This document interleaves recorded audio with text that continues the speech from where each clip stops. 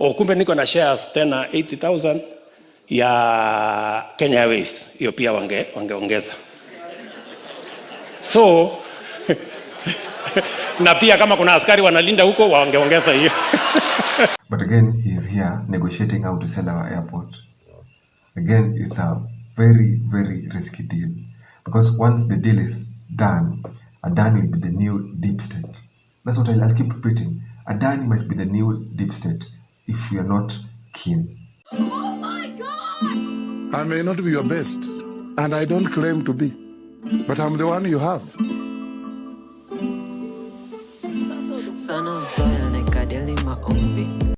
So now that you know that RUTO is a shareholder, I bet you understand why he has to sell the airport to Adani. In my mind, I believe Adani alifund. Hiyo 4 billion tunaambiwa spending limit ya presidential campaign. I believe alifund, and that is why he's here to collect. You believe these are just allegations? I believe okay. Alifund. Because you see, we've made campaigns very expensive. Zuli mtu akikuja ground, hautaki kusikia Kenya anasema, wewe unataka do, unataka t-shirt. Huyu politician atafanya nini? Atatafuta mfadhili. Lakini mfadhili juu ni biashara atakwambia, na mimi next time nimeangalia huku kwenye naona electricity, naona airport, naweza invest. Biashara hana makosa. Yeye amekaa ku return pesa yake. So mimi naweza ambia Kenya, why should we say Mama Mboga haku benefit na bottom up? Yeah, alisha benefit during campaigns. Okay. So sisi tukiangalia economy. So benefit yetu ilikuwa 500 ama 1000. Kiongozi Justina. Mama Mboga na huyo mtu wa bodaboda, hiyo ndio ilikuwa yake. Kwa hivyo sasa hata si complain. Sasa mtu anaangaliliwa ni wenye walifund campaign limit ya 4 billion. Okay. Au ndio sasa wako na haja because of your next election lazima pia pesa itoke. Okay. So I want Kenyans to see that hata tukiambiwa economy tuangalie economy in long term. So Adani invested in this guy, and it's not clear how much they invested. Campaigns in our country is very expensive, and now it's their time to get back their investment. And since they'll be in this country for the next 30 years, meaning they are going to be the new deep state. So in each and every election, to protect their own interests, they'll be funding our upcoming presidents. So our elections will forever be messed up if we allow this guy to enter our country, because they already funded this guy, and you can see the kind of deals this guy is giving them. So in future, they're going to find other people, and you can imagine how worse those deals will get. Because as someone who has invested over $1 billion in a country, you have to be really, really involved in that country's politics. You have to ensure that the president, the elected president, or the guys that are being elected are on your side. At the moment, Adani has everyone on his side because he invested in this guy, and this guy has to pay him back. It's only fair to pay back your investment, because you might need them in 2027, you might need them in 2032. But now that vicious cycle will destroy our country. So I think it was very heartbreaking when RAILA said that Adani were the best people for that job. And I was wondering, why will he tarnish his reputation by supporting the Adani group? Someone who has destroyed country after country after country. Someone who has numerous fraud cases. But then I came about some video in which this guy accused Raila and Adani being in bed together, because Adani had previously funded Raila's campaign. You know, Adani is one of the big Indian companies, and Raila Odinga has admitted that he knew these companies up to 2010 when he was Prime Minister, and it was one of the companies sponsoring his campaign so that he becomes president in 2012. Is that so? These are some of the companies. So it's a bigger plot.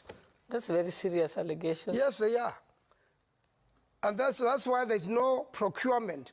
If everything was to be serious, everything should have been on the table. Different companies should have been allowed to compete for the same jobs. How come they are direct procurements? Adani Group was sponsoring Azimio campaigns. No, it wasn't Azimio those days. They sponsored the presidential campaign of Raila Odinga. Which election? 2012. 2013. There was a code there. There was a code movement. Kalonzo Musyoka was the running mate. Yeah, Kalonzo was part of the code. It was part of it. So these are old. These are I don't have the exact amounts. As much as they funded his 2012 campaign and he lost, he still owes them because they are still friends and they can be future investors. So I don't think he necessarily has a choice. He has to support them because they funded him before, and now that he is working with RUTO, their goals and expectations have to align, even if they don't go with whatever he really believes in. And since Adani invested in him and he lost, he still owes him. He still has to prove his trust. And we are the biggest losers because imagine a 30-year plan for something that we could have done for ourselves. Essentially, what Adani are doing is that they are taking our airport. They don't have all that money that is needed to repair the airport in its entirety. Meaning they are going to use the deed for the airport to get loans. Something we could have done for ourselves.